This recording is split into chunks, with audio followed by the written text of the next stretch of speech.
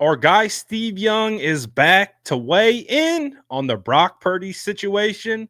This time, it's about contracts, baby, because we're effectively in off-season mode. Yes, there are 3 games left in the year, but that's not what we're talking about. We're talking about what should Brock get paid and what should that contract look like. And it's an interesting conversation between Steve Young and Dan Patrick talking about this potentially awkward situation.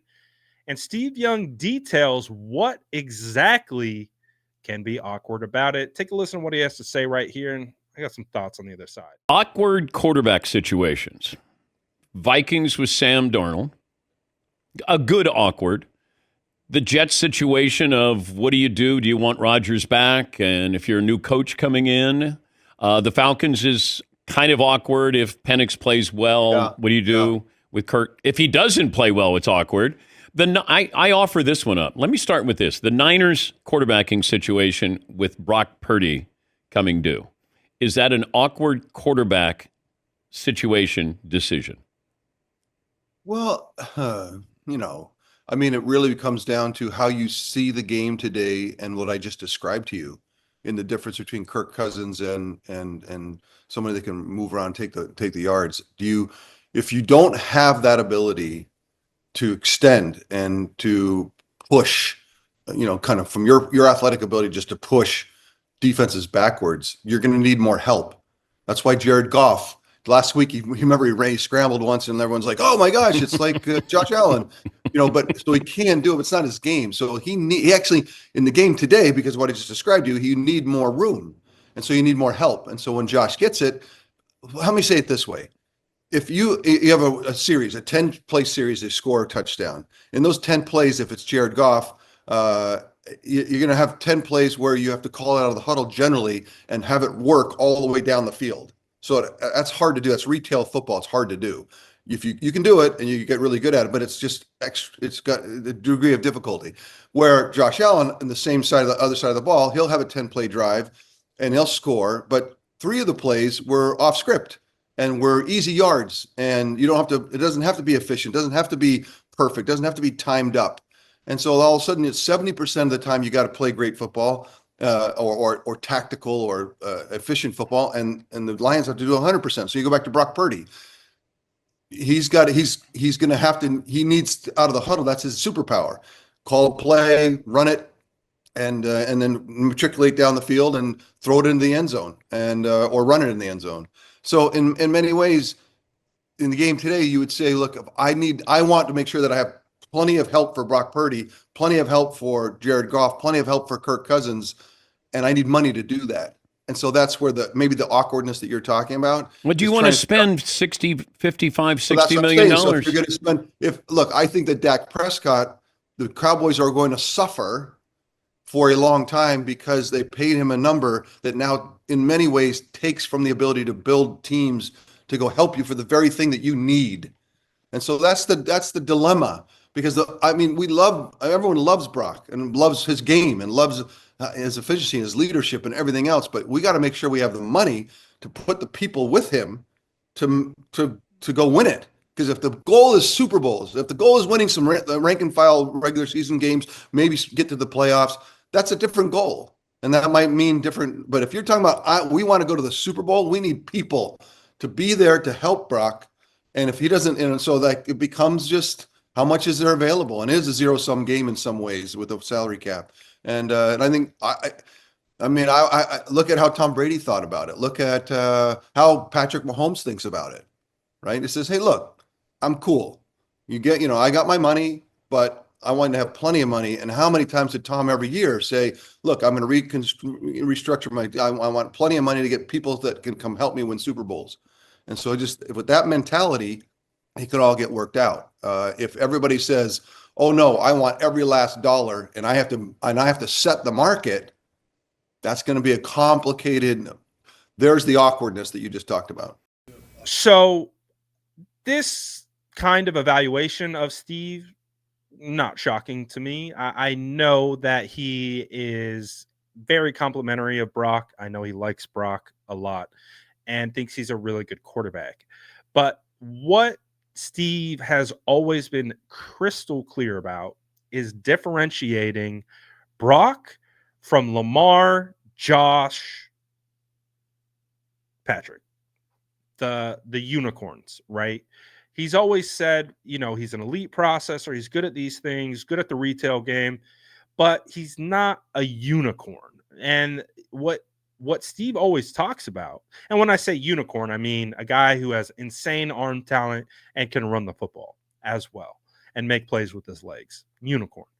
So, what Steve always talks about in the maturation of the NFL game is that the game is moving away from pure pocket passers. Your old school Joe Montanas, your Tom Brady's.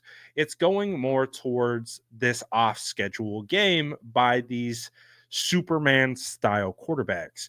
And what he's saying is the reason why you need a Superman style quarterback is because when everything's breaking down around you, you don't have the weapons, you don't have the resources, those guys can go out and find ways to win because they can shoulder the load. They can do it with their legs, they can create space, they can do it outside the pocket, and they got the monster arm to throw it into basically any window imaginable or create their own windows for that matter. And what Steve has always been crystal clear about is that that's not Brock. That's not Brock's game.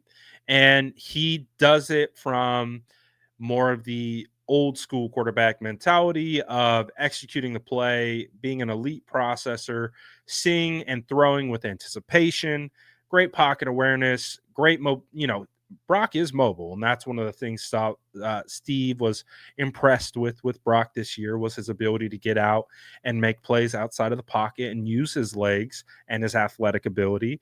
But at the end of the day, I think what Steve is saying is he's not one of these guys.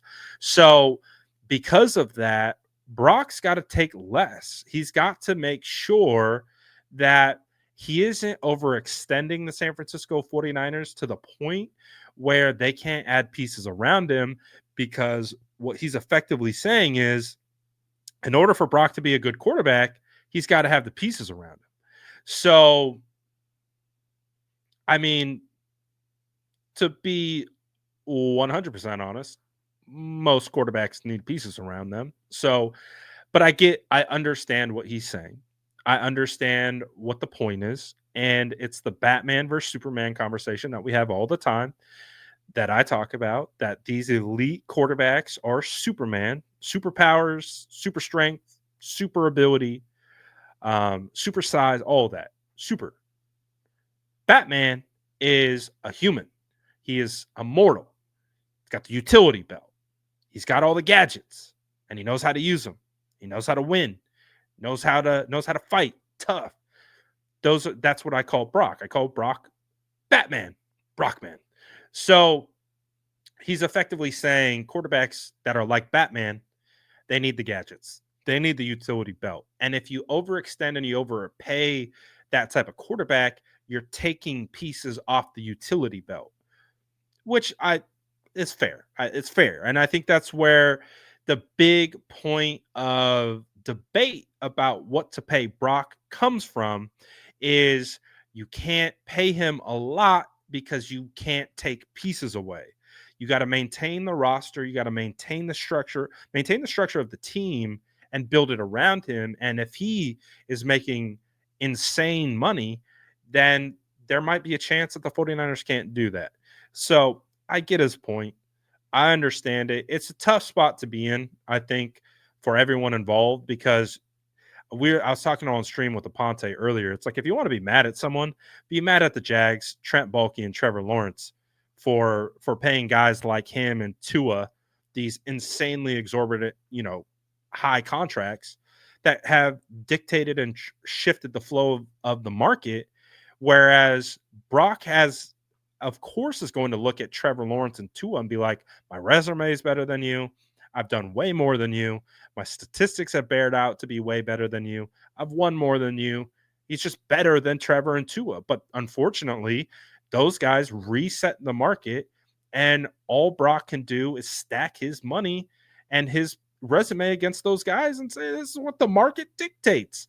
So I think what we're starting to realize, this might be a not so simple negotiation. So going to be fascinating to see. You guys let me know what you think of what Steve Young had to say in the comments below. And as always, make sure to like and subscribe for more updates.